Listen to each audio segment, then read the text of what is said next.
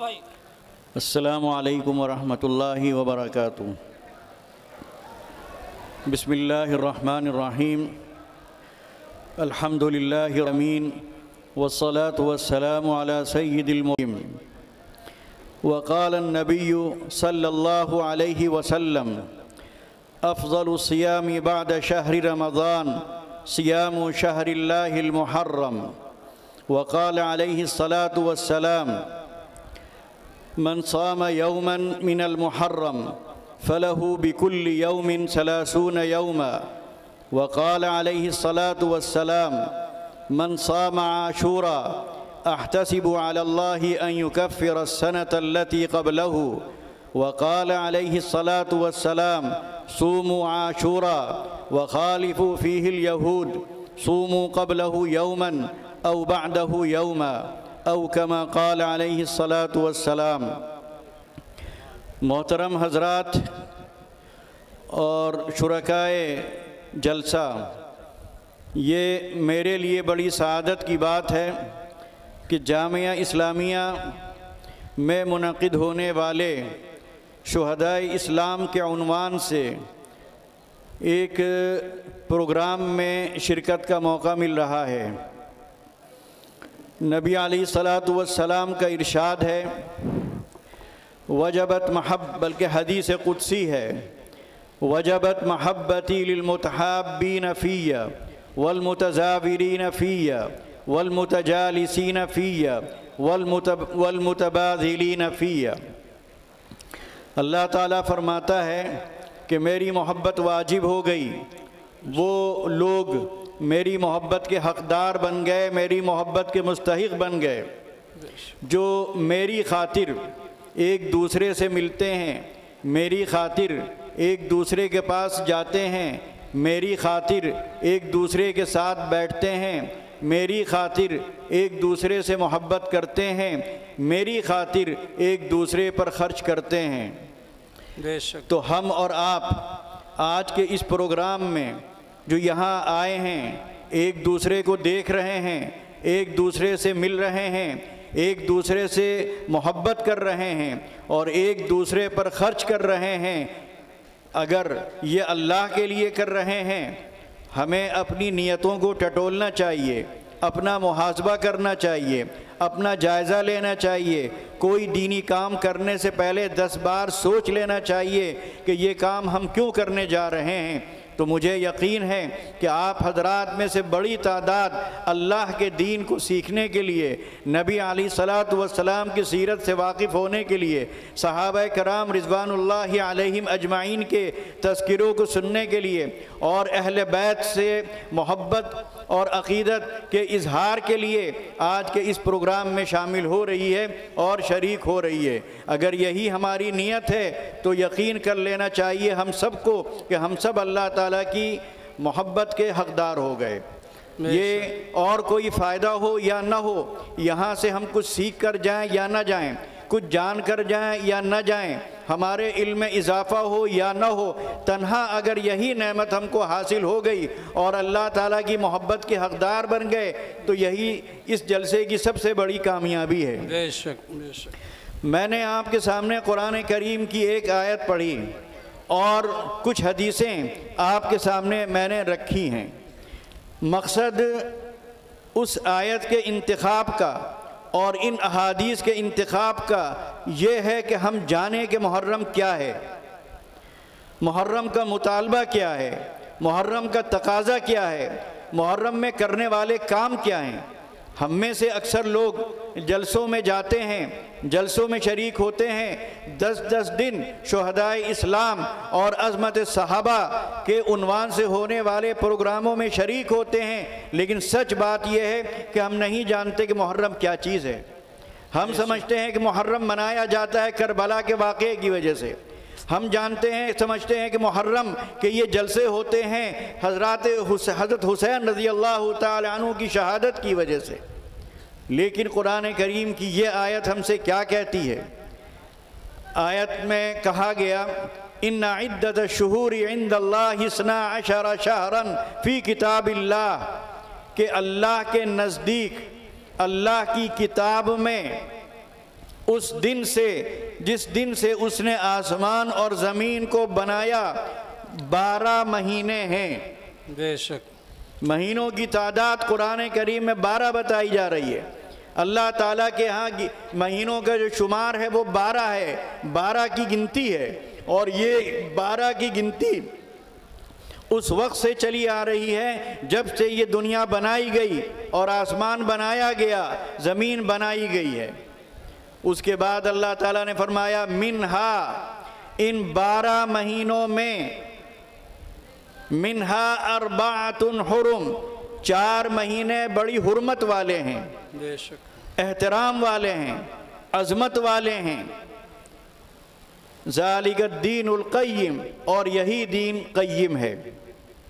یہ 4 مہینے، یہ 12 مہینے، ہم آپ شاید ذہن میں یہ آئے کہ جنوری، فروری، مارچ، اپریل، مئی، جون، جولائی، یہ گنتی نہیں ہے اللہ تعالیٰ کے ہاں۔ اللہ تعالیٰ کے ہاں گنتی محرم، صفر، ربیع الاول، ربیع الثانی، جمادی الاول، جمادی الثانی، رجب، شعبان، رمضان، شوال، ذی القعدہ، ذی الحجہ، یہ 12 مہینے ہیں۔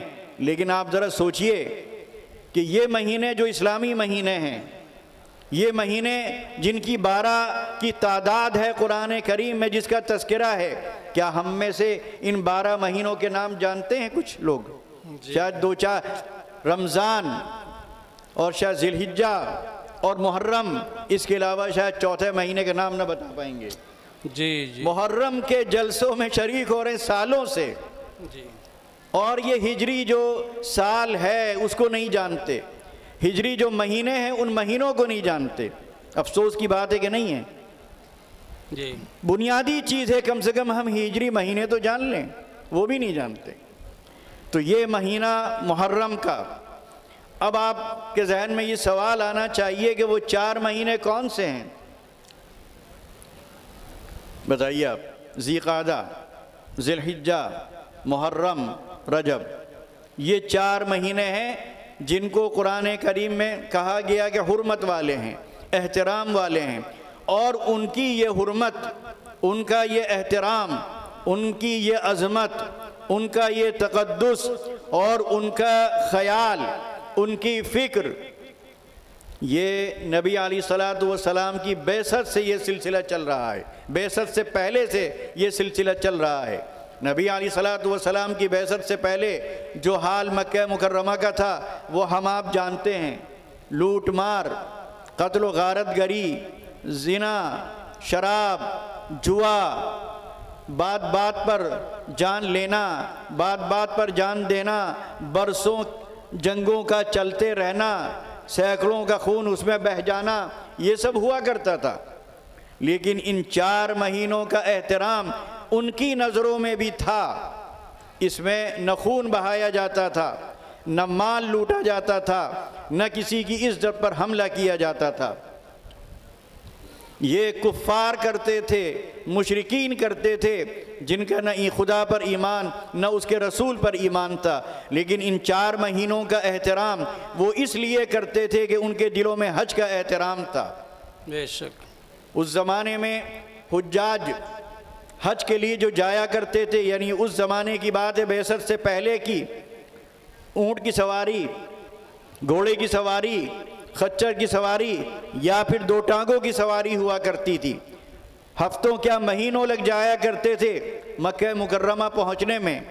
تو گویا ذی القعدہ سے یہ سلسلہ شروع ہوتا تھا اور ذی الحجہ پہ جا کے ختم ہوتا تھا۔ 3 مہینے لگتے تھے گویا حج میں۔ لہذا حج کی وجہ سے، حج کے احترام میں، حج کی عظمت کی خاطر انہوں نے یہ ایک نظام اپنا بنا لیا تھا کہ جنگیں ہوں گی لیکن ان 3 مہینوں میں نہیں ہوں گی، کسی کا خون نہیں بہے گا، کسی کی عزت پر حملہ نہیں ہوگا، کسی قافلے کو لوٹا نہیں جائے گا، یہ حج کی وجہ سے۔ اور رجب کا مہینہ وہ عمرے کا مہینہ تھا، اس میں عمرے کے لیے قافلے آتے تھے، تو اس کا بھی احترام کہ کوئی قافلہ نہیں لوٹا جائے گا، کسی قافلے پر کوئی حملہ نہیں کیا جائے گا، کسی عورت کی عزت پر کوئی ہاتھ نہیں ڈالا جائے گا۔ تو اس طرح ان 4 مہینوں کا احترام نبی علیہ الصلاۃ والسلام کی بعثت سے پہلے چلا آ رہا ہے۔ لیکن ذرا آپ سوچئے آج صورتحال کیا ہے۔ محرم کا مہینہ شروع ہوتا ہے، ہر چوراہے پہ خاکی وردی میں لوگوں کی ڈیوٹی لگا دی جاتی ہے، تھانوں میں میٹنگیں شروع ہو جاتی ہیں کہ بھئی امن و امان قائم رکھنا ہے، لڑائی جھگڑا نہیں کرنا ہے، فساد نہیں ہونے دینے ہیں، فسادات نہیں ہونے دینے ہیں۔ تھانوں میں غیر مسلم ہم کو بلا رہا ہے، سنیوں کو بلا رہا ہے، شیعوں کو بلا رہا ہے، وہ کرسی پر بیٹھا ہوا ہے اور سامنے سامعین کی حیثیت سے بڑے بڑے علماء خواہ وہ سنی ہوں یا شیعہ اس کے سامنے بیٹھے ہیں اور وہ ان کو سمجھا رہا ہے کہ بھائی لڑو نہیں، جی کاہے کو ایک دوسرے کی جان کے پیچھے پڑے ہو، کاہے کو لوٹ مار کر رہے ہو، کاہے کو فسادات کی آگ بھڑکا رہے ہو، کاہے کو دکانیں لٹوا رہے ہو، کاہے کو ایک دوسرے پر حملہ کر رہے ہو، کاہے کو یہ تلواریں لے کر سڑکوں پر نکل رہے ہو۔ ایک غیر مسلم محرم کے مہینے کے شروع ہوتے ہی ہم کو بلا کر ہم سے اس طرح کی باتیں کرتا ہے اور سڑکوں پر پولیس کی گشت بڑھا دی جاتی ہے۔ ایک محرم وہ تھا، کفار اس کا احترام کرتے تھے، مشرکین اس کا احترام کرتے تھے۔ ایک ہم اور آپ ہیں کہ محرم کا احترام اس طرح کر رہے ہیں کہ لڑنے مرنے کے لیے سب تیار ہیں۔ ہم نہیں کریں نہ کریں لیکن دوسرے تو کر رہے ہیں کہ نہیں کر رہے ہیں۔ دعوت تو وہ بھی ایمان کا کرتے ہیں، قسم تو وہ بھی خدا کی کھاتے ہیں، لیکن اس کے بعد مظاہرہ ہو رہا ہے ہتھیاروں کا، جلوس نکل رہا ہے تلواروں کے ساتھ، سینہ پیٹا جا رہا ہے، زنجیروں سے اپنے ہی کو زخمی کیا جا رہا ہے، چاقو سے اپنے کو چھلنی کیا جا رہا ہے۔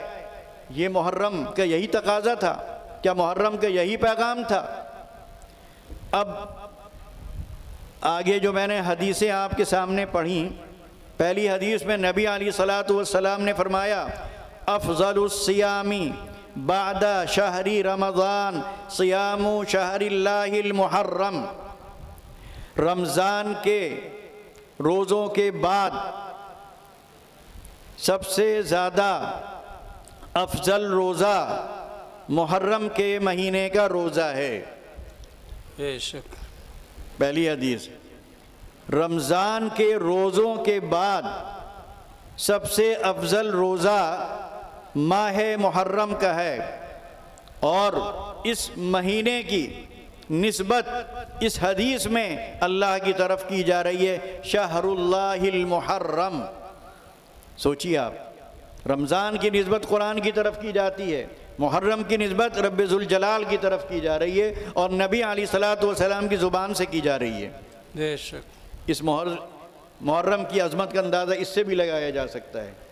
اس کے بعد آپ کا ارشاد ہے من صام یوما من المحرم، جس نے محرم کے مہینے کا ایک روزہ بھی رکھ لیا، ایک محرم کے مہینے میں ایک روزہ رکھ لیا تو اس کو اس ایک روزے پر 30 روزوں کا ثواب ملے گا۔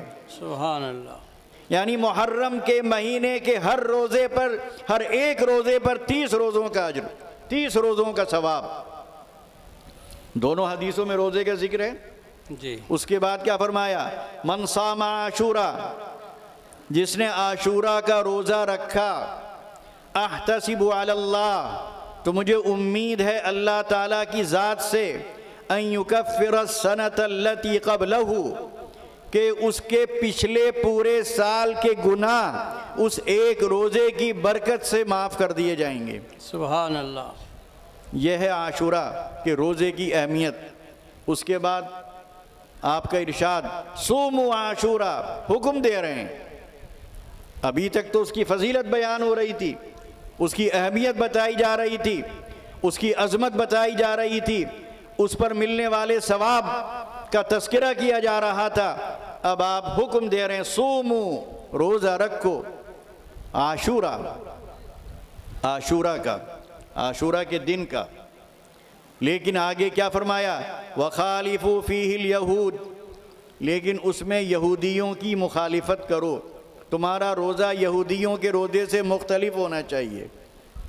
وہ بھی روزہ رکھتے تھے کیونکہ اس دن موسیٰ علیہ السلام نے وہ سمندر پار کیا تھا، وہ دریا پار کیا تھا، ان کو نجات ملی تھی، تو اس خوشی میں یہودی بھی روزہ رکھتے تھے، لیکن ایک دن رکھتے تھے۔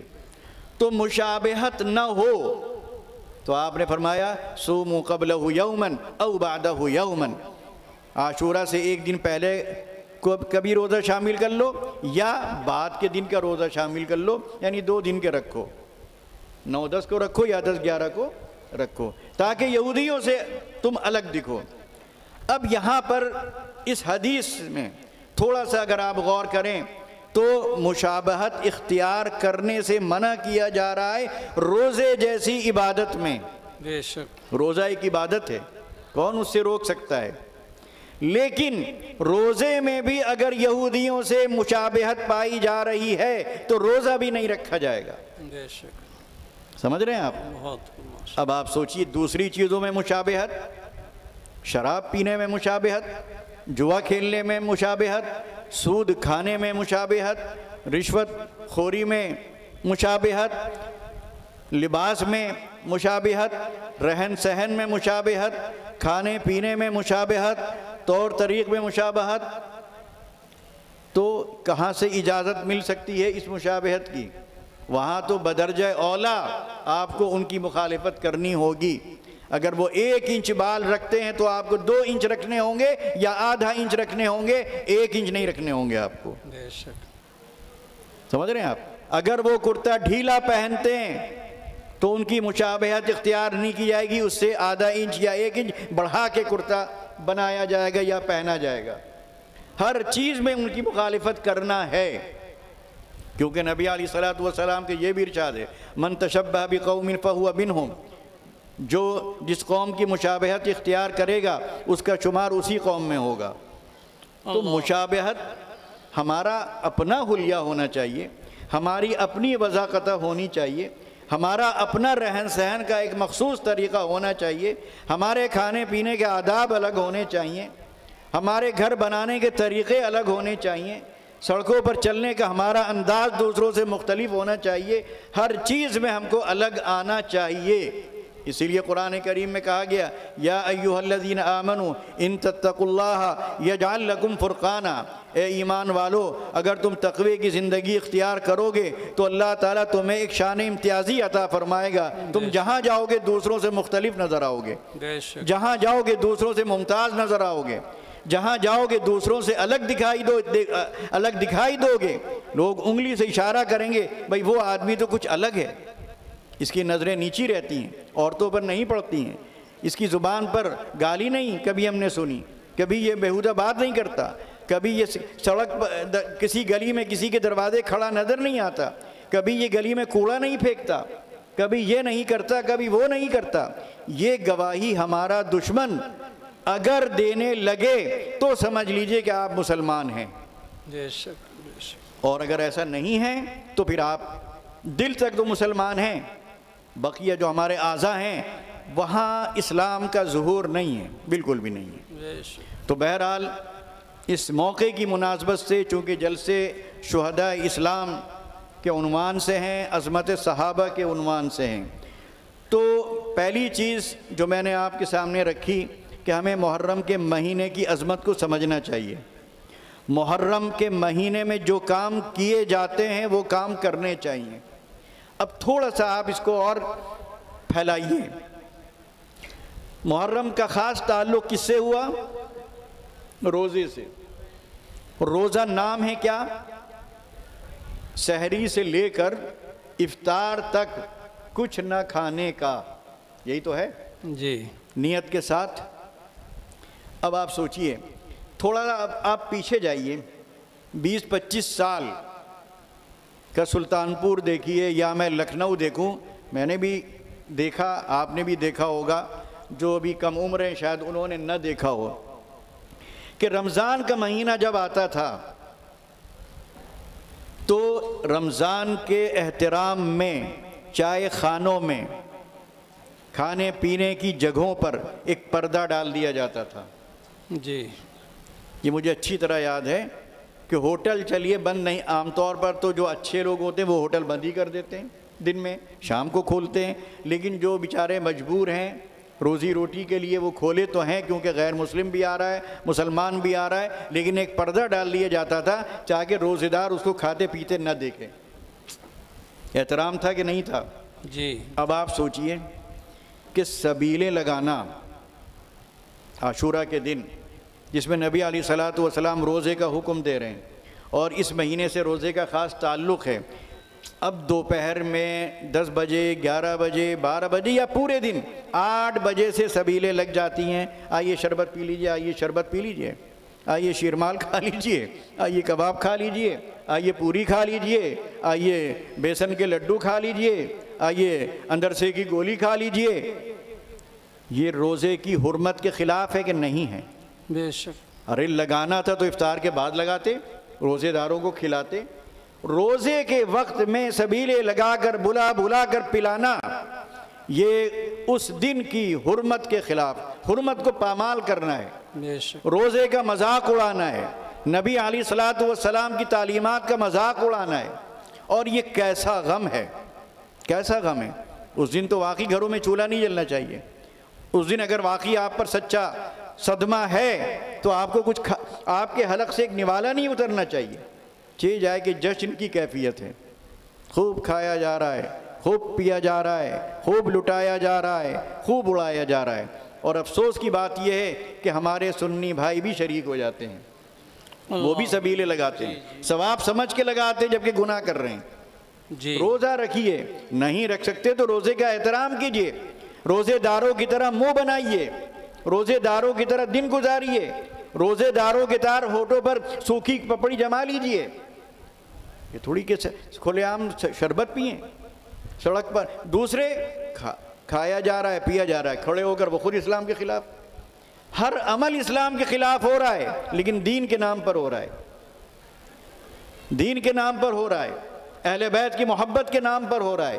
یہ کیسا دین اور کیسی یہ محبت ہے، کیسی یہ عقیدت ہے کہ صریح آپ محبت کی خلاف ورزی کر رہے ہیں، محبت کو پامال کر رہے ہیں، محبت کو روند رہے ہیں، محبت کے نام پہ لیکن روند رہے ہیں۔ تو ان چیزوں کا بھی خیال رکھنا ہے کہ سبیلیں اس دن لگانا گویا روزے کی حرمت کو پامال کرنا، روزے کے تقدس کو پامال کرنا، نبی علیہ الصلوۃ والسلام کے اس ارشاد کا مذاق اڑانا، اس پر ہنسنا اور اس علی الاعلان یہ کہنا کہ ہم نہیں مانتے روزے کو، ہم نہیں کرتے اس دن کا احترام جس طرح کرنا چاہیے۔ تو ہمارے سنی بھائیوں کو تو کم سے کم ان چیزوں سے بچنا چاہیے، اور یہ باتیں صرف آپ تک نہ رہیں۔ جس طرح ان کے یہاں محرم شروع ہوتے ہی مجلسیں شروع ہو جاتی ہیں، گھر گھر مجلسیں ہوتی ہیں، اسی طرح ہم میں سے ہر شخص کی ذمہ داری ہے کہ صحیح بات اپنے سنی بھائی کو پہنچائیں۔ آپ میں سے ہر شخص کو کم سے کم 10 آدمیوں کو بتانا ہوگا کہ محرم کا مطلب کیا ہے، محرم کا تقاضا کیا ہے، محرم میں کیے جانے والے کام کیا ہیں، نبی علیہ الصلوۃ والسلام نے محرم کے بارے میں ہمیں کیا حکم دیا ہے۔ یہ صرف سن کر کانوں سے یہیں تک بات نہیں رہ جائے۔ جتنا یہاں مجمع ہے بہت بڑا مجمع ہے، لیکن اس سے 4 گنا بڑے مجمع تک یہ بات پہنچانے کی ذمہ داری آپ کی ہے۔ جب تک آپ کو نہیں معلوم تھا، آپ مکلف نہیں تھے، لیکن اب آپ کے علم میں یہ بات آ گئی تو آپ پر ذمہ داری عائد ہوتی ہے کہ اس بات کو دوسرے بھائیوں تک پہنچائیں جو نہیں جانتے ہیں۔ بے شک آپ کو تو سبیلوں پر کھڑے ہوئے لوگوں کو روکنا چاہیے، ان کو جا کے ٹھڈی میں ہاتھ دے کے سمجھانا چاہیے، پیچھے سے ان کی گدی پر ہاتھ رکھ کے ان کو اپنی طرف ان کا منہ پھیر کر ان کو بتانا چاہیے کیا کر رہے ہو، یہ دین نہیں ہے، یہ شریعت نہیں ہے، یہ نبی علیہ الصلوۃ والسلام کا حکم نہیں ہے، یہ اہل بیت کی محبت نہیں ہے، یہ عظمت صحابہ کا تقاضا نہیں ہے، یہ تو ایک کھیل ہے، ایک مذاق ہے، ایک سرکس ہے۔ تو ان چیزوں سے بچنے کی ضرورت ہے۔ بہرحال چونکہ محرم آتا ہے، مجلسیں ہوتی ہیں، اس میں خاص ماحول بنایا جاتا ہے، اور اب یوٹیوب اور سوشل میڈیا پر وہ ساری مجلسیں نشر کی جاتی ہیں، ان کے جو ذاکرین ہیں، ان کے جو واعظین ہیں، ان کے جو خطبہ ہیں، ان کے بیانات، ان کے مواعظ، ان کی تقریریں عام ہوتی ہیں، ہمارے سنی بھائیوں کے کانوں تک پہنچتی ہیں، اور وہ بھی بہت حد تک غلط فہمی میں مبتلا ہونے لگتے ہیں، اور وہی باتیں وہ بھی کرنے لگتے ہیں جو وہ کرتے ہیں۔ جی لہٰذا محرم کے ان جلسوں میں خاص طور پر عظمت صحابہ پر گفتگو بہت ضروری ہے، کیونکہ ایک فرقہ ہے جو ایک بات کہہ رہا ہے، وہ صحابہ کو، اہل بیت کو دو کیمپوں میں تقسیم کر رہا ہے، جی وہ صحابہ کرام رضوان اللہ علیہم اجمعین کی شان میں گستاخی کر رہا ہے، وہ ان کے لیے اپنے دلوں میں کینہ رکھتا ہے، وہ الزام تراشی کرتا ہے، وہ کس بیانی سے کام لیتا ہے، وہ افتراء پردازی پر آمادہ نظر آتا ہے، اور ہمارے بھولے بھالے بھائی سیدھے سادے وہ ان کی باتوں میں آ جاتے ہیں، اور اہل بیت کی محبت ہمارے ایمان کا جز ہے، اس کے بغیر ہم مومن نہیں ہو سکتے، لیکن اہل بیت کی محبت کا تقاضا یہ نہیں ہے کہ ہم صحابہ کرام پر سب و شتم کریں، جی ہم ان کی شان میں گستاخی کریں، ہم ان کے ساتھ ان کے لیے وہ الفاظ استعمال کریں جو کسی بھی طرح مناسب نہیں کہے جا سکتے ہیں۔ ہمیں دونوں کو جوڑ کے چلنا ہے، دونوں ایک ہیں۔ اہل بیت کیا وہ صحابی نہیں ہے کیا؟ جی اہل بیت یہ ان کا ایک دوسرا امتیاز، لیکن ایک امتیاز ان کا یہ بھی ہے کہ وہ بھی صحابی ہیں۔ بے شک کیا حضرت علی صحابی نہیں کہے جائیں گے رضی اللہ تعالی عنہ؟ بے شک حضرت حسین رضی اللہ تعالیٰ عنہ صحابی نہیں ہیں؟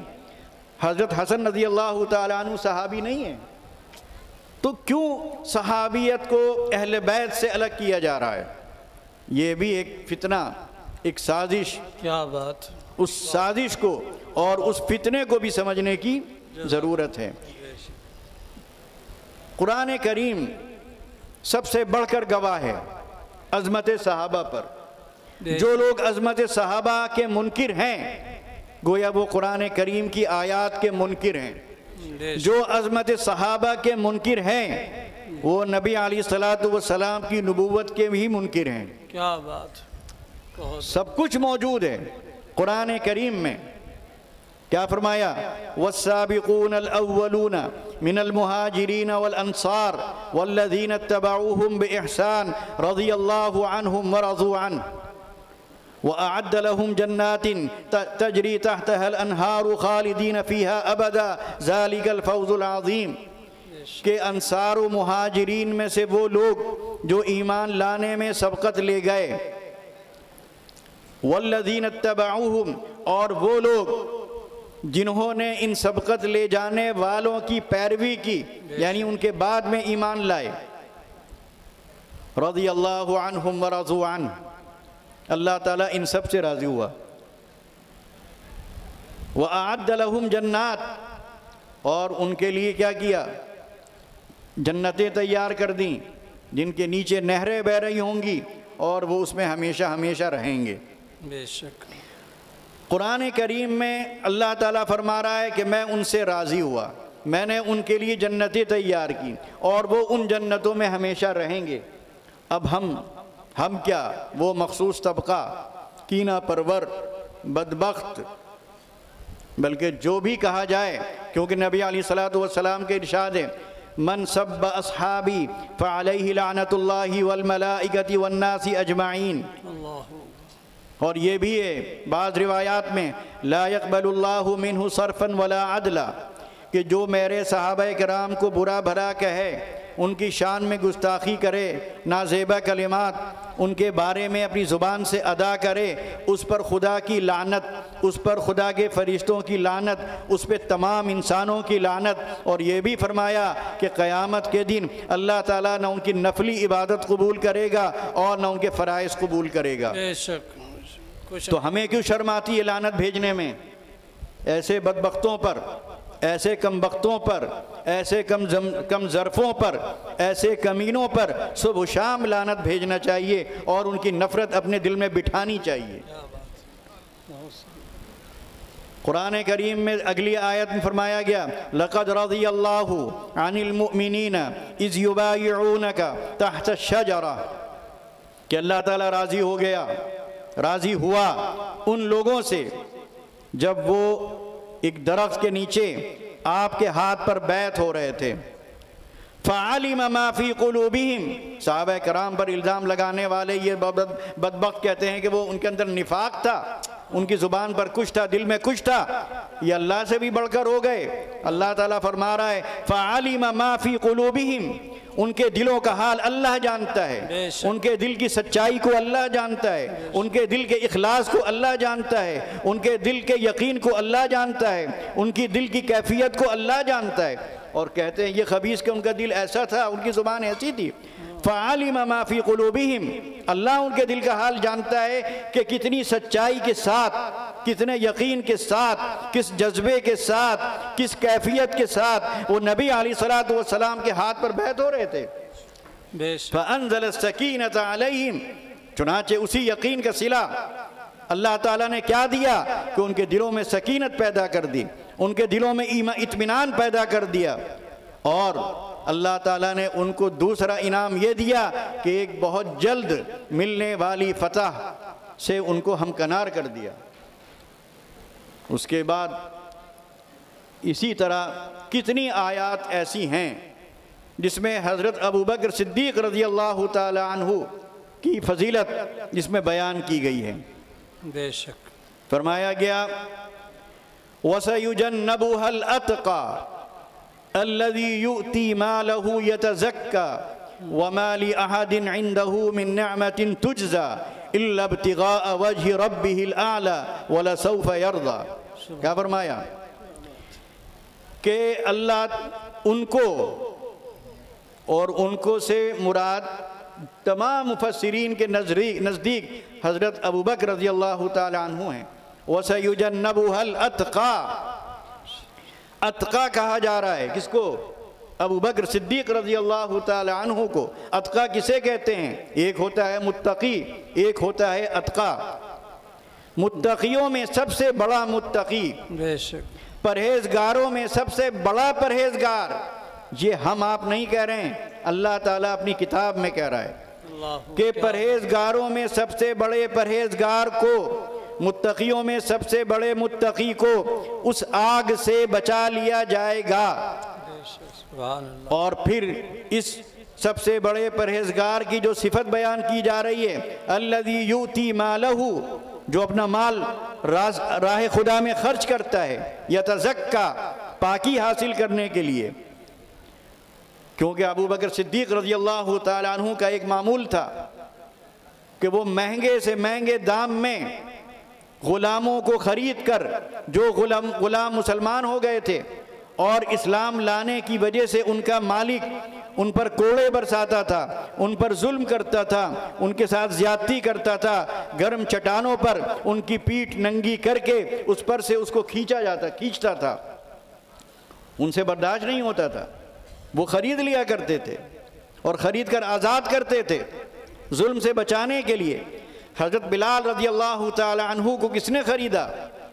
ابوبکر صدیق رضی اللہ تعالی عنہ نے۔ وہ غلام تھے امیہ بن خلف کے اور وہ ظلم کرتا تھا، وہ احد احد کی صدائیں لگاتے تھے، اللہ اللہ ان کی زبان سے ہر وقت نکلتا رہتا تھا اور ہر بار اللہ کہنے پر اس کا کوڑا ان کی پیٹھ پر برستا تھا۔ ابوبکر صدیق رضی اللہ تعالی عنہ دیکھتے تھے، پریشان ہو جاتے تھے۔ ایک دن برداشت نہیں ہوا، گئے اس کے پاس اور کہا کہ اپنے اس غلام کو بیچو گے؟ بلال رضی اللہ تعالیٰ عنہ حبشی تھے، سیاہ فام تھے، دبلے پتلے تھے، کمزور اور لاغر تھے، کسی کام کے نہیں تھے وہ، لیکن اس نے دیکھا کہ ابوبکر رضی اللہ تعالیٰ عنہ اس غلام کو خریدنے میں بڑے سنجیدہ نظر آ رہے ہیں اور بڑے کاروباری ہیں، بڑے تاجر ہیں، ان سے تو منہ مانگے دام مل سکتے ہیں۔ تو اس نے ہانک دیے دام، اتنا پیسہ دو، وہ تیار ہو گئے کیونکہ وہ کام اللہ کے لیے کرتے تھے۔ بے شک بے شک۔ لیکن اس نے دیکھا کہ یہ تو اتنی آسانی سے تیار ہو گئے، تو اس نے ایک شرط اور لگا دی۔ اس نے کہا کہ آپ کا غلام جس کا نام نستورہ ہے، وہ بڑا خوبصورت، بڑا وجیح، بڑا دیو قامت، بڑا مضبوط اور سڈول جسم والا ہے، بہت مہنگا غلام تھا جو ابو بکر صدیق رضی اللہ تعالیٰ عنہ کا تھا۔ اس نے شرط لگائی کہ اتنے پیسے لوں گا اور وہ غلام بھی اس کے بدلے آپ مجھے دیں گے۔ اللہ اکبر۔ ابو بکر صدیق رضی اللہ تعالیٰ عنہ کا مقابلہ کون کر سکتا ہے؟ کون؟ انہوں نے کہا جاؤ وہ غلام بھی تمہارا۔ جب وہ چلے تو وہ ہنسنے لگا، کتنا بیوقوف آدمی ہے، کتنا گھاٹے کا سودا کر کے یہاں سے جا رہا ہے، لیکن وہ کیا جانتا تھا کہ وہ سودا کتنا نفع کا انہوں نے کیا ہے۔ بے شک، سبحان اللہ۔ انہی طرح کے غلاموں کی خریداری کو دیکھ کر لوگوں نے یہ کہنا شروع کیا، ارے وہ کسی وجہ سے خریدتے ہیں، اس غلام کا ان پر کوئی نہ کوئی احسان رہا ہوگا۔ قرآن کریم نے اس کی وضاحت کی، وَمَا لِأَحَدٍ عِنْدَهُ مِن نِعْمَةٍ تُجْزَى، ان پر کسی کا احسان نہیں ہے کہ اس کو چکا رہے ہوں۔ بے شک۔ إِلَّا ابْتِغَاءَ وَجْهِ رَبِّهِ الْأَعْلَى، وہ غلام جو خرید رہے ہیں یا جو پیسہ خرچ کر رہے ہیں وہ صرف اور صرف اللہ کی رضا کے لیے کر رہے ہیں۔ بے شک، سبحان اللہ۔ یہ ابو بکر صدیق رضی اللہ تعالیٰ عنہ کا مقام ہے۔ اسی طرح ایک آیت میں فرمایا گیا إِلَّا تَنْصُرُوهُ فَقَدْ نَصَرَهُ اللَّهُ إِذْ أَخْرَجَهُ الَّذِينَ كَفَرُوا ثَانِيَ اثْنَيْنِ إِذْ هُمَا فِي الْغَارِ إِذْ يَقُولُ لِصَاحِبِهِ لَا تَحْزَنْ إِنَّ اللَّهَ مَعَنَا۔ کیا فرمایا؟ ذرا وہ سوچئے، وہ رات جب نبی علیہ السلام کافروں سے تنگ آ کر، عاجز ہو کر ابو بکر صدیق رضی اللہ تعالی عنہ کو لے کر رات کے اندھیرے میں نکلتے ہیں ہجرت کے لیے اور غار ثور میں جا کر پناہ لیتے ہیں۔ سوچئے اس وقت ابو بکر صدیق رضی اللہ تعالی عنہ کی جو شخصیت سامنے آتی ہے وہ آپ کے ساتھ ہیں۔ قرآن کریم کیا کہہ رہا ہے؟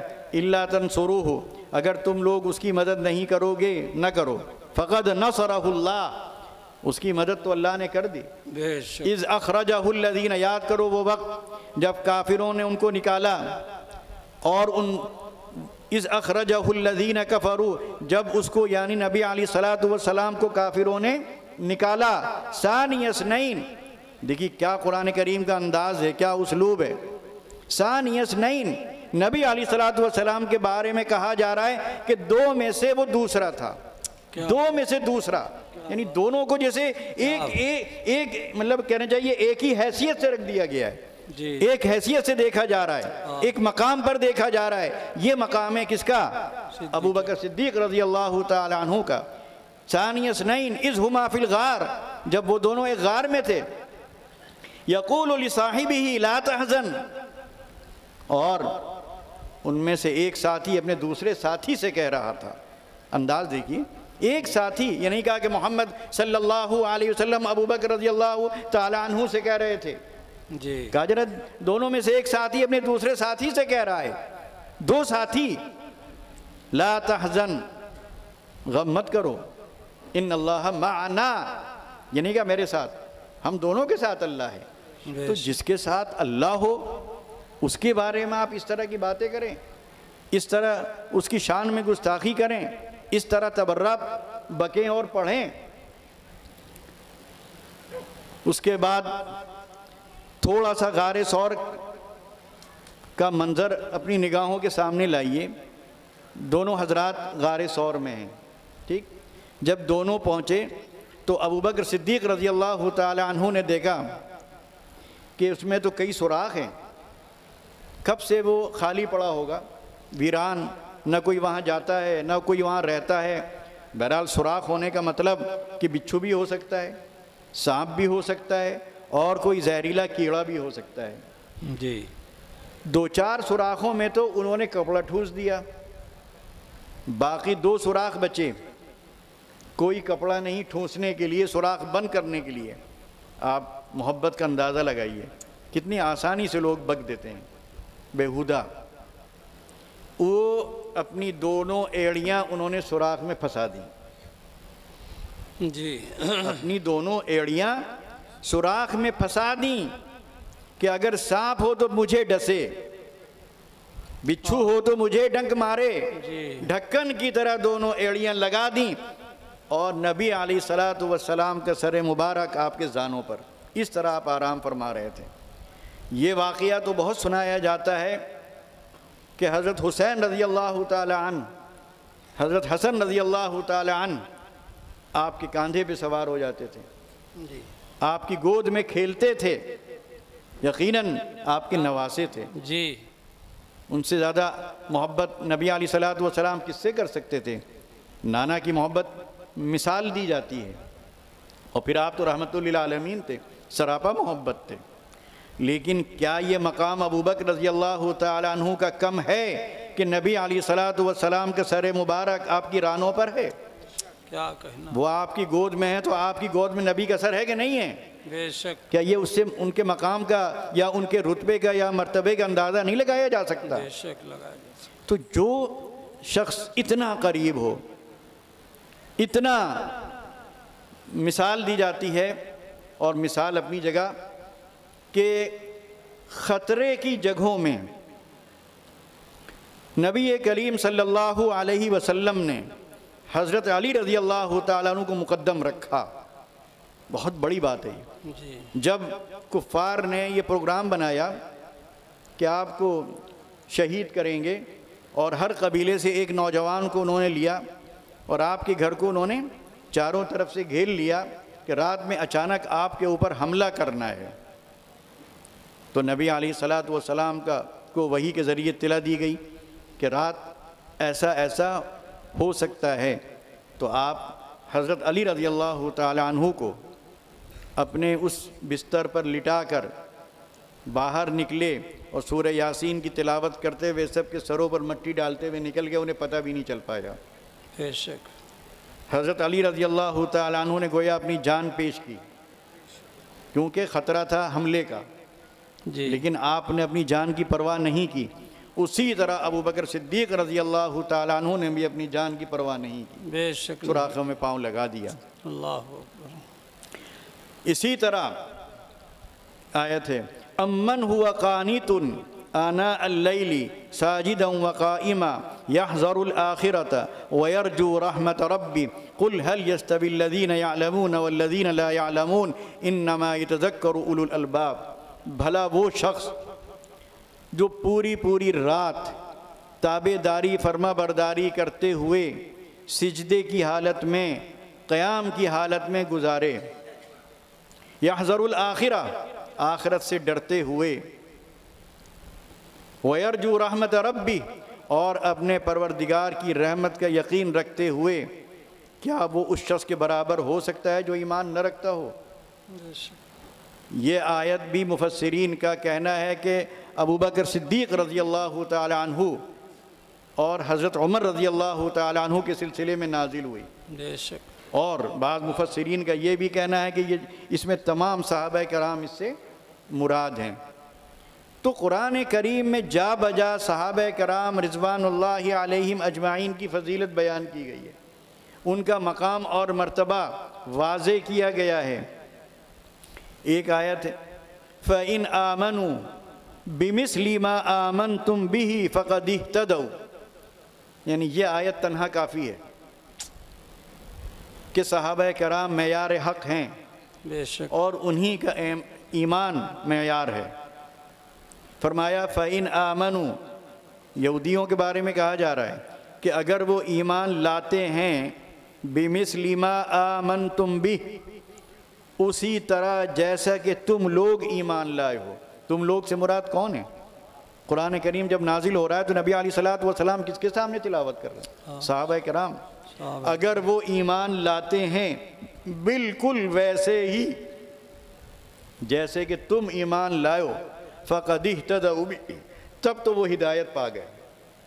یعنی اگر صحابہ کرام کی طرح ایمان ہوگا تب وہ ایمان معتبر، اور اگر صحابہ کرام کی طرح ایمان نہیں ہے تو ایمان معتبر نہیں ہے۔ تو اب اس سے بڑھ کر اور کیا بات ہو سکتی ہے؟ تو یہ قرآن کریم کی آیات صحابہ کرام رضوان اللہ علیہم اجمعین کے فضائل پر روشنی ڈالتی ہیں، اور ان کے مقام اور مرتبے کو طے کرتی ہیں، اور یہ ثابت کر دیتی ہیں کہ ان سے بڑھ کر انبیاء کے بعد کوئی نہیں ہے۔ بے شک انبیاء کے بعد اگر کوئی جماعت ہے تو وہ یہی جماعت ہے جس کو ہم صحابہ رضوان اللہ علیہم اجمعین کہتے ہیں۔ بے شک یہ تو فضائل ابو بکر صدیق رضی اللہ تعالیٰ عنہ کے، اور وہ واقعات تو سبھی جانتے ہیں کہ بیت المال سے بقدر ضرورت وظیفہ لیا کرتے تھے، چل رہا تھا اسی طرح۔ ایک دن جب گھر میں کھانے کے لیے بیٹھے تو دسترخوان پہ حلوہ تھا۔ اہلیہ محترمہ سے پوچھا کہ حلوہ کہاں سے آیا؟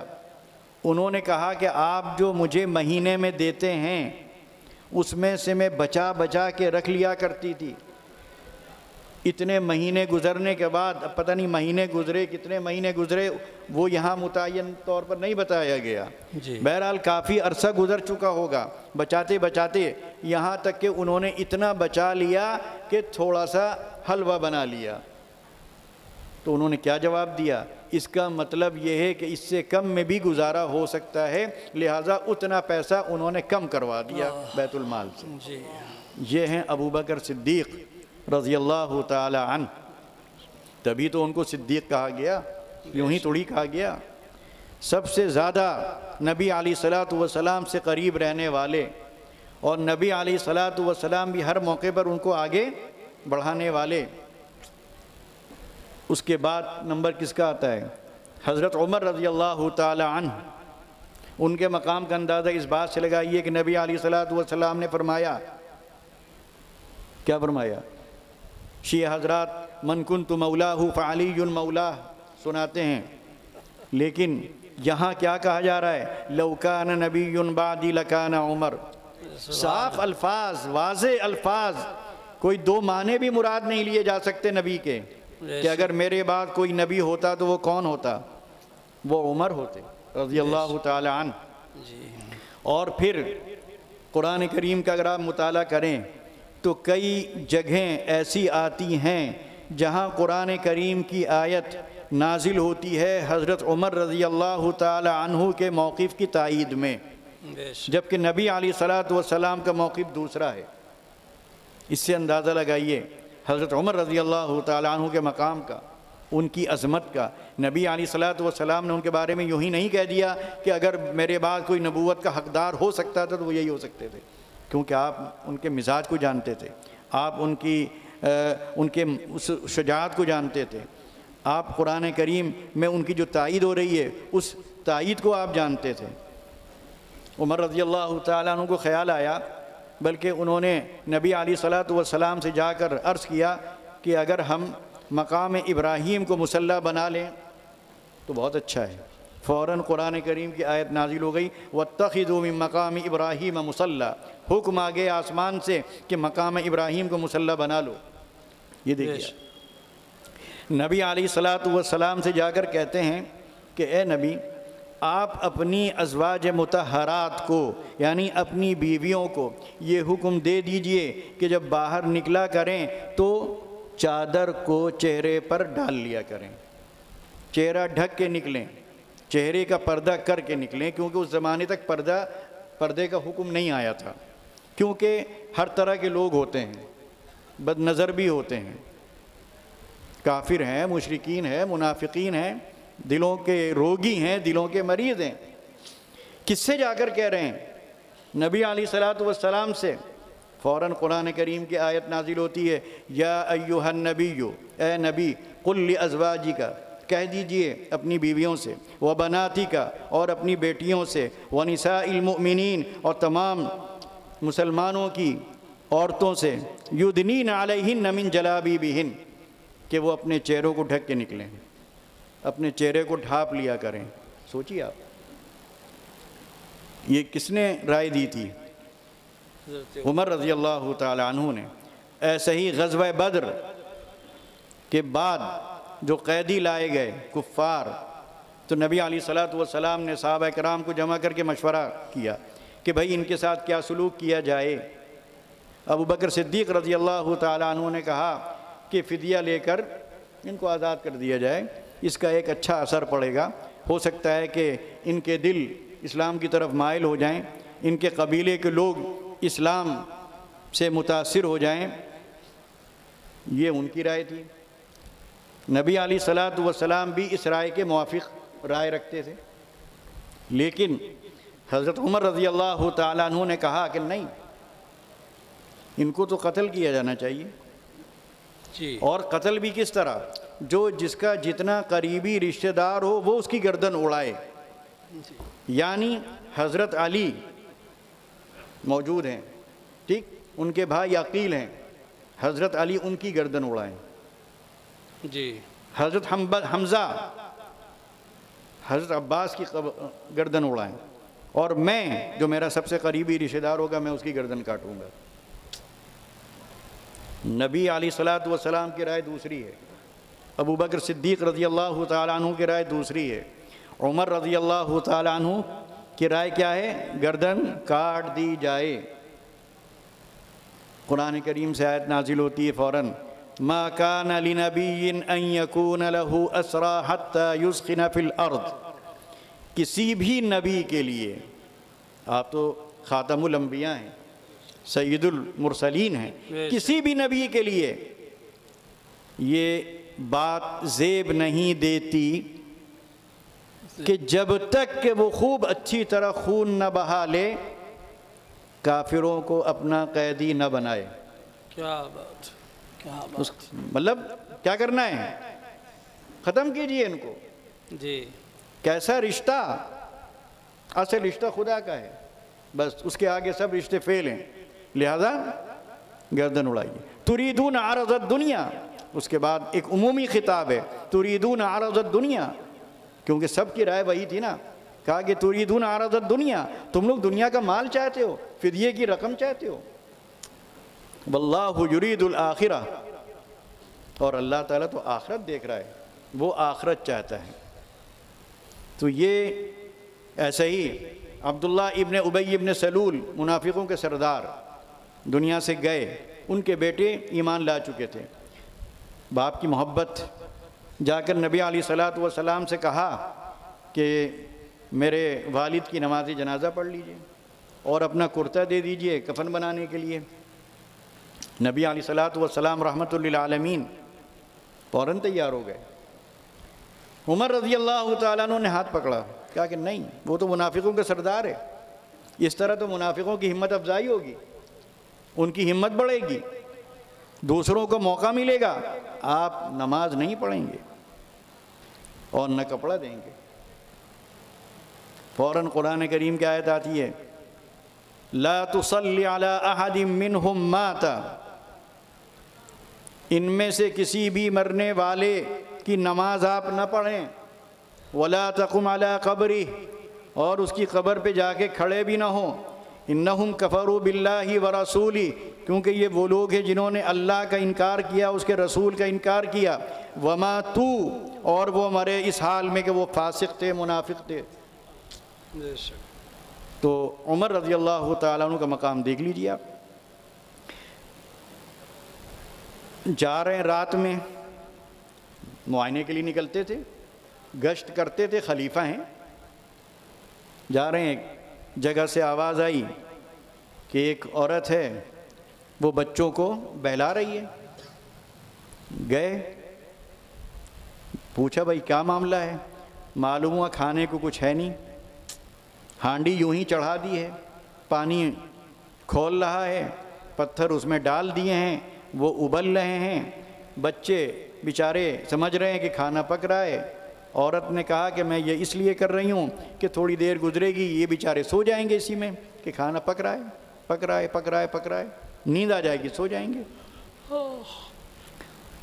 حضرت عمر رضی اللہ تعالیٰ عنہ فوراً واپس ہوئے، بیت المال پہنچے، آٹے کی بوری لی، اپنے کندھے پہ لادی، چلے، ساتھ ساتھ غلام تھا، اس نے کہا کہ لائیے میں لا دوں، آپ تو خلیفہ ہیں، امیر المؤمنین ہیں، گویا بادشاہ ہیں، حاکم وقت ہیں، یہ کام تو میرا ہے سامان لادنے کا۔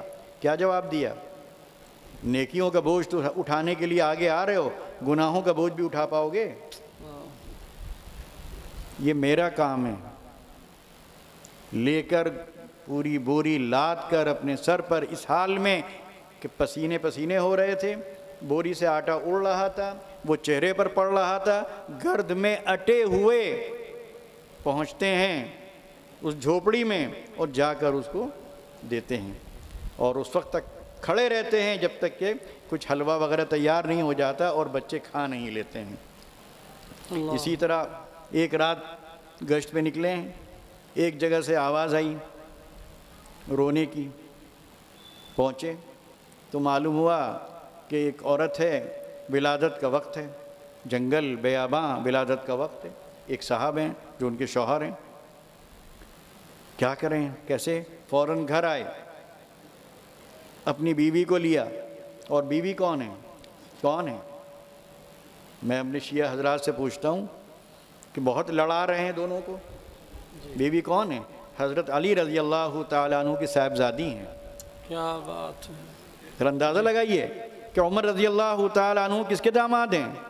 حضرت علی کی۔ ایک طرف شیعہ حضرات یہ کہتے ہیں، جب ان سے کہا جاتا ہے کہ ابوبکر صدیق رضی اللہ تعالیٰ عنہ کی بیٹی حضور پاک کے نکاح میں تھیں، تو کہتے ہیں کہ عظمت تو اس وجہ سے ہوتی ہے کہ حضور کی بیٹی حضرت علی کے نکاح میں تھی، جس داماد کی اہمیت ہوتی ہے سسر سے زیادہ۔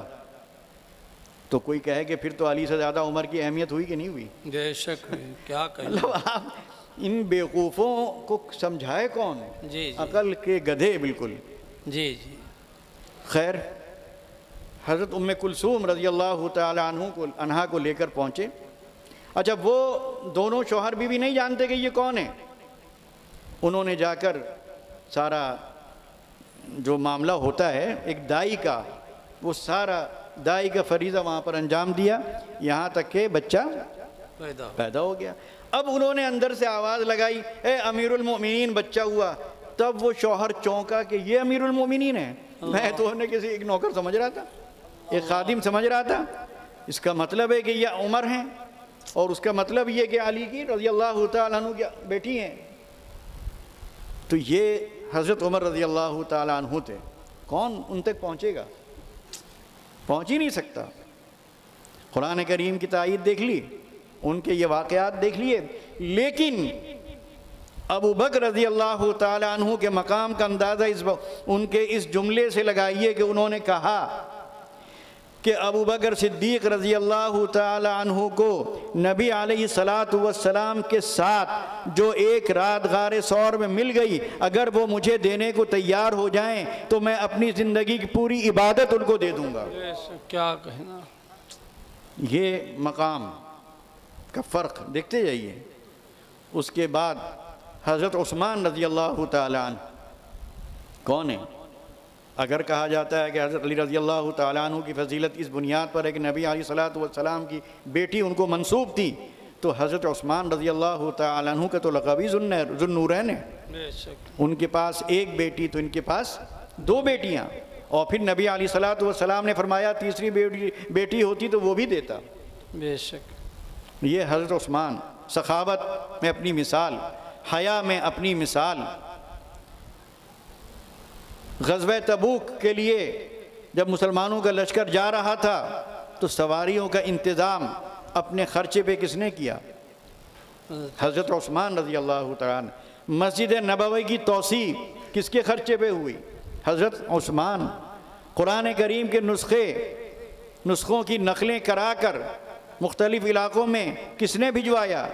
حضرت عثمان رضی اللہ تعالیٰ عنہ۔ بیر روما مسلمانوں کے لیے بہت مہنگے داموں میں خرید کر وقف کس نے کیا؟ حضرت عثمان۔ اور پھر جب شہادت کا تذکرہ ہوگا تو ان کی مظلومانہ شہادت کیوں نہیں یاد آتی؟ کس طرح کیا معاملہ ہوا؟ مسجد میں جمعے کا دن خطبہ نہیں دینے دیا گیا، باہر نکالا گیا۔ نبی علیہ السلام کا بعثہ جو ان کے پاس تھا اس کو دو ٹکڑے کر دیے گئے، ان کو گھر میں محصور کر دیا گیا، گھر کو چاروں طرف سے گھیر لیا گیا۔ 40 دن تک محاصرہ رہا، نہ غلہ جا سکتا تھا نہ پانی جا سکتا تھا۔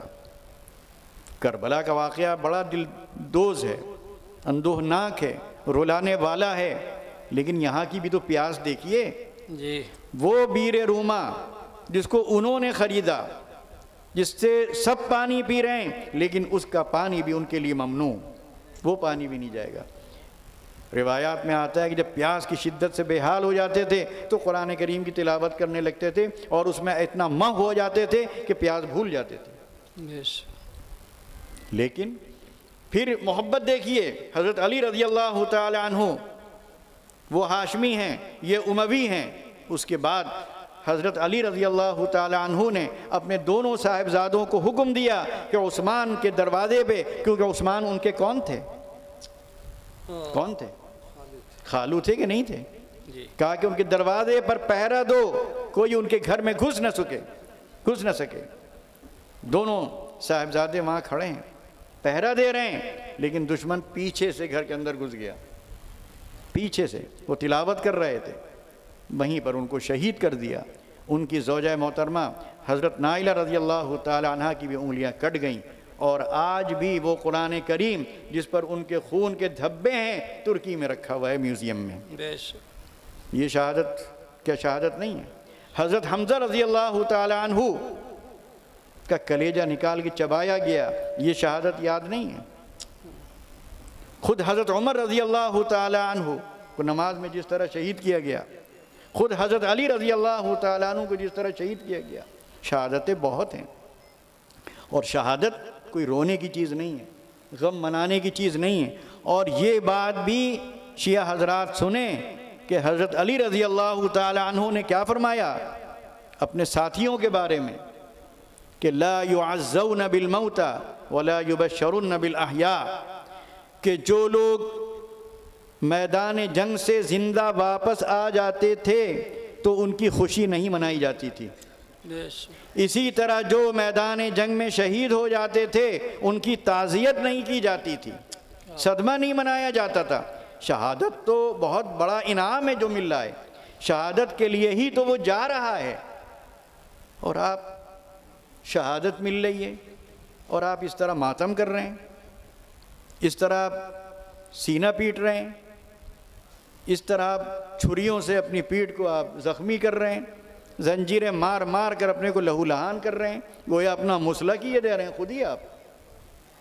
تو اس کا مطلب یہ کہ آپ قرآن کریم میں جو کہا کہ لا تقولوا لمن يقتل في سبيل الله اموات بل احياء عند ربهم يرزقون، اللہ کی راہ میں جو لوگ گئے جنہوں نے جان دی ان کو مردہ مت کہو، وہ تو زندہ ہیں. تو یہ چیزیں ایسی ہیں کہ یہ چیزیں ہمارے ذہن میں رہنی چاہیے، اور اگر یہ ذہن میں نہیں رہیں گی تو ہمیشہ ہم دھوکہ کھاتے رہیں گے اور ہمارے ذہن خراب ہوتے رہیں گے. شکوک و شبہات صحابہ کرام کو لے کر ہمارے دل و دماغ میں آتے رہیں گے. اس سے بچنے کے لیے ضروری ہے کہ ہم قرآن کریم کا مطالعہ کریں، سیرت کا مطالعہ کریں، صحابہ کرام کی زندگیوں کا مطالعہ کریں اور واقعات کی روشنی میں ان کو سمجھنے کی کوشش کریں. اگر ہم ایسا نہیں کریں گے تو ہم اپنے ایمان کو گویا خطرے میں ڈالیں گے. یہ جس طرح محرم میں ان کی مجلسیں ہوتی ہیں اسی طرح گھر گھر ہماری مجلس ہونی چاہیے، گھر گھر صحابہ کرام کا تذکرہ ہونا چاہیے. صحابہ اور اہل بیت کا جو تعلق تھا اس تعلق کو واضح کرنا چاہیے. وہ سناتے ہیں سیدہ حضرت حسین رضی اللہ تعالی عنہ، حضرت حسن رضی اللہ تعالی عنہ کے بارے میں نبی علیہ الصلوۃ والسلام کا ارشاد ہے سیدہ شباب اہل الجنہ، کہ وہ جنت کے جوانوں کے سردار ہیں. تو انہی نبی علیہ الصلوۃ والسلام نے ابو بکر اور عمر رضی اللہ تعالی عنہما کے بارے میں فرمایا سیدہ کہول اہل الجنہ، وہ جنت کے ادھیڑ عمروں کے سردار ہیں. تو یہ جو توازن ہے، یہ جو اعتدال ہے، اور یہ صحابہ اور اہل بیت میں آپس میں جو ربط ہے، جو محبت ہے، جو رشتہ داریاں ہیں، جو تعلق ہے. خود محمد بن حنفیہ جو حضرت علی رضی اللہ تعالی عنہ کے بیٹے ہیں، انہوں نے اپنے باپ سے پوچھا کہ یہ بتائیے کہ نبی علیہ الصلوۃ والسلام کے بعد اس امت میں سب سے بہتر کون ہے؟ انہوں نے جواب دیا ابو بکر.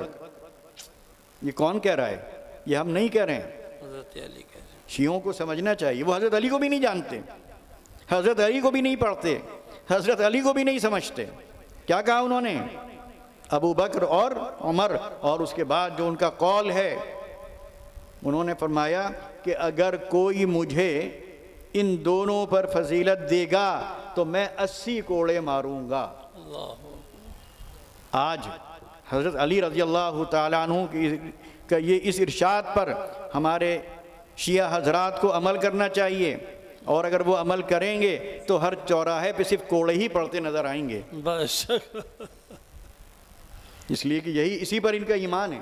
اگر یہی چیز ختم ہو گئی فضیلت دینے والی تو ان کا دین ختم، ان کا دین تبرے پر ہے، جھوٹ پر ہے، فراڈ پر ہے، مکاری پر ہے، کینہ پروری پر ہے، افتراء پردازی پر ہے، اور کس پر ہے؟ اور ہے کیا؟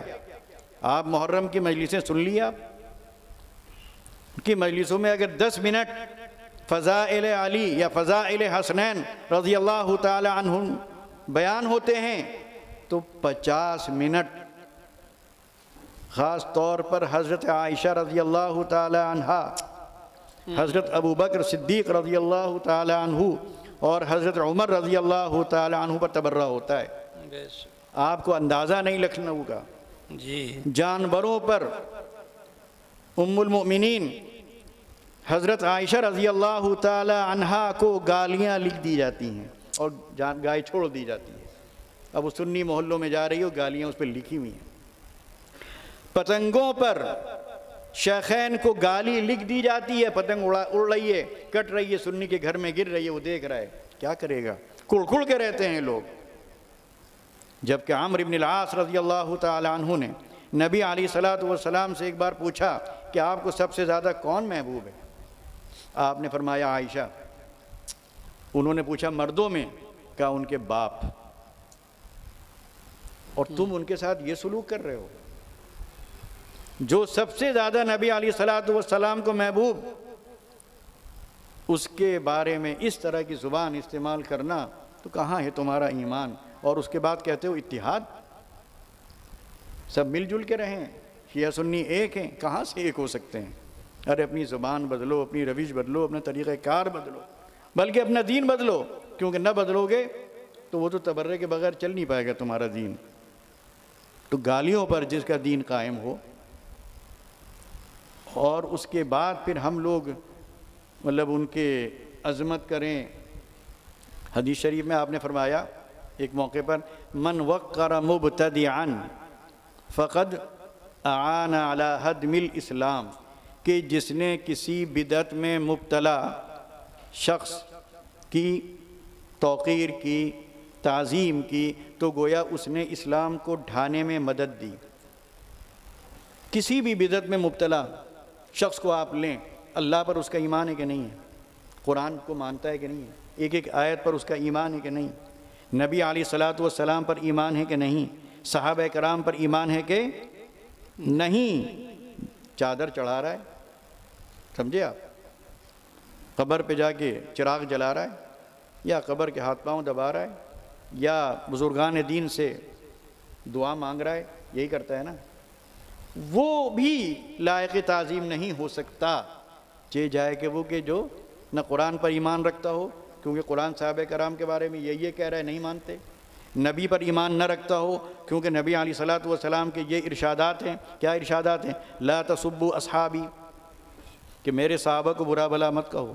فلو ان احدکم انفق مثل احد ذهبا لما بلغ مدہ ولا نصیفہ، کہ اگر تم میں سے کوئی شخص احد پہاڑ کے برابر بھی سونا خرچ کر دے تو ان کے مٹھی بھر کے برابر نہیں ہو سکتا۔